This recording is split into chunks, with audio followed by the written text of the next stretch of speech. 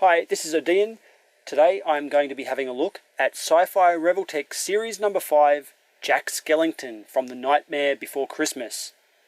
This is a little bit topical at the moment because we're almost at Halloween. Now here in Australia we don't do Halloween, it's something I kind of look down on. It's more like a thing that shops try to push on us for commercial reasons, and nobody does trick-or-treating or anything like that. But from what I understand, Halloween's a real thing over in America, so this is kind of fitting with the mood at the moment. Somewhere deep inside these bones, an emptiness begins to grow. I love The Nightmare Before Christmas. I've shown my kids, I've watched it a load of times.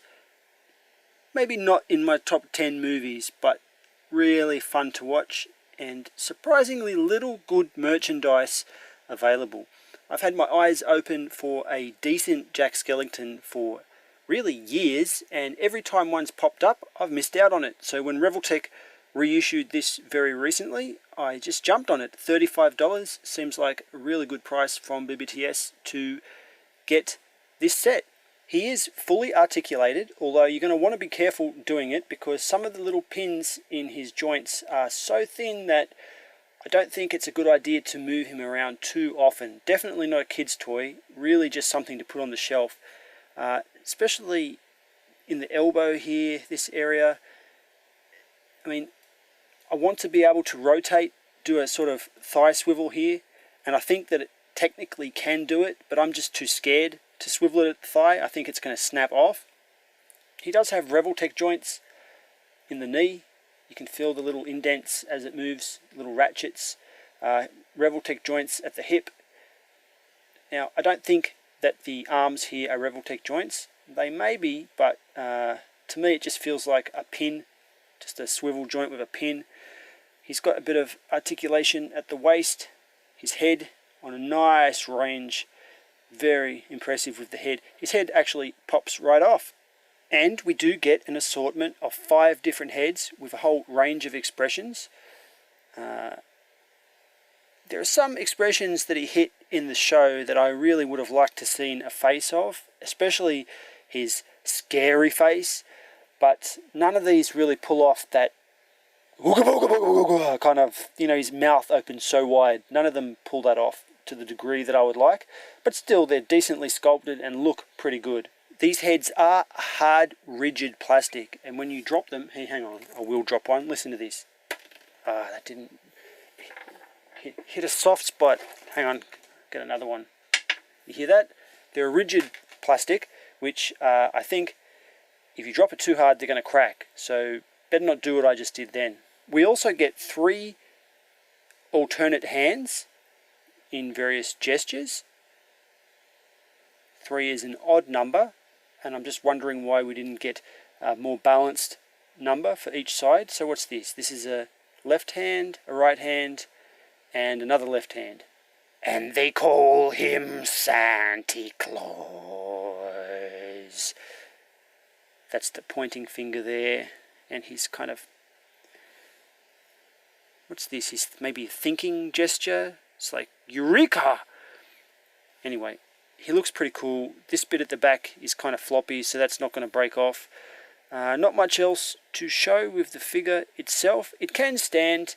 If you're very patient, you can get him to balance. Let's see if I can do it on camera here. He's got tiny little pinned feet, so unless you've got a really flat surface, it's quite difficult to do. No, not going to be able to do it. We get this display base with a bunch of nice pumpkin heads on it and a lynched skeleton dude here. It's been hung from the tree. This actually comes in several pieces. You have to assemble. Mainly the tree trunk comes in, how many pieces? 1, 2, 3, 4 different pieces, the tree trunk. You can pop them off like this if you want to put it back in the box. No big deal. It's quite nice. What is lacking on it though, it should have had some kind of peg to peg Mr. Skellington's feet into so that he could actually lock in And I'm just having a thought here. I mean, I should look at the instructions, but I didn't. Yes, the tree can peg into his butt. So there we go. That's how you can display them on your shelf without falling over. Now, it's not an ideal solution because it does have to lift up his tails on his suit there, so it looks a bit weird, but you could always imagine that's the wind blowing it, I guess. I would have preferred a peg in the foot. Maybe it wasn't strong enough.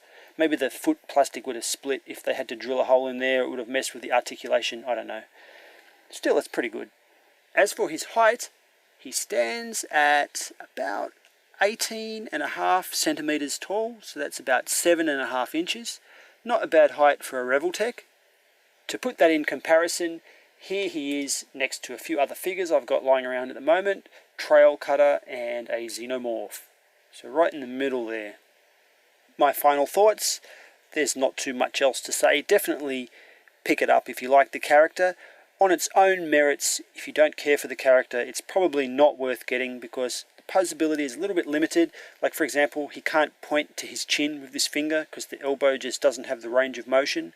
And being a Revoltech, it's a little bit old-fashioned. I find that the joints pop apart, and like, for example, when I pull the head off, sometimes the pin stays here, sometimes it goes in the head. I think we've got better figures now. Like, I wouldn't mind seeing Figure Arts Jack Skellington, although I doubt that's ever going to happen. Anyway, I'm happy with it. I like it. This has been my video review for Sci-Fi Revoltech Series number 5, Jack Skellington. I'm Odeean. Thank you for watching.